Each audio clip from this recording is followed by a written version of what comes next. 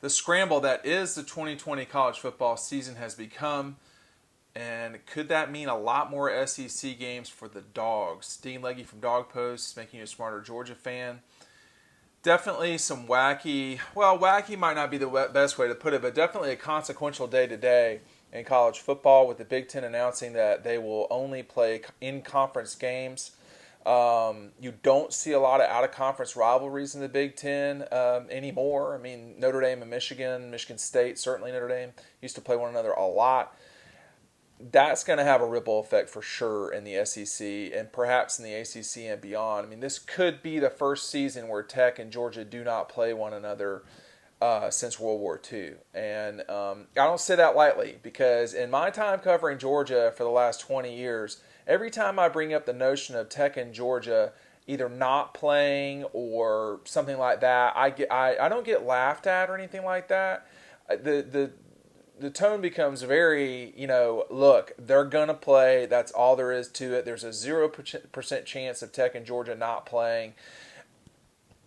We're getting to the point now where that might not happen. And I'm not, this is just me saying things. This is not as of talking to people at Georgia or, in the league or anything like that. That you can just see where things are going. And if Georgia and Tech have the ability to have a football season and it does not involve playing the other, you'd better be certain that they're going to play and they will play one another some other time. What I mean to say is they're going to play, which is that they play in their conferences. I mean, Tech and Georgia's relationship is that they are in the same state. Obviously, they're long, bitter rivals. But they're not in the same conference. They're not aligned monetarily. They're not making money together. The cartel that is the SEC, the cartel that is the Big Ten, those schools are hand in hand together with their media partners. For the SEC, Georgia, that means Disney and CBS. Disney owns ESPN. So you're looking at a notion here where Tech and Georgia, it's very possible they might not play. The question really is, when this comes down to it, if you're the SEC and you need to get 10 games, I mean, is that where we're going? Are we going towards everyone has to play a 10-game in-conference regular season? Is the Pac-12 going to be able to pull that off even? I mean, because Arizona has got some real issues down there. Is there going to be a college football season? We're not even at that point yet. We're kind of running out of time here to say yes or no. There's two ways to look at what happened today. One is this is a setback for the college football season. The Big Ten saying, hey, look, we're only playing in our cartel. That's it. You could say that's bad. No Michigan, Washington, none of those games. Those games are gone. You could also say, well, they're trying to save the season. This is a good step towards a college football season.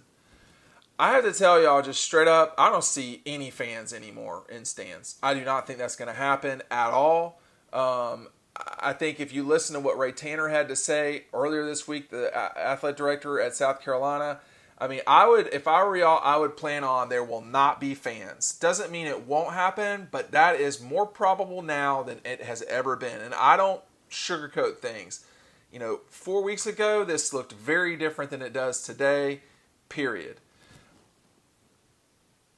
It would be an absolute shame to not see Tech, Georgia, Clemson, South Carolina, Florida, Florida State.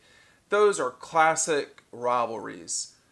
But I think people need to start wrapping their head around, you may substitute for 1 year just to play the season.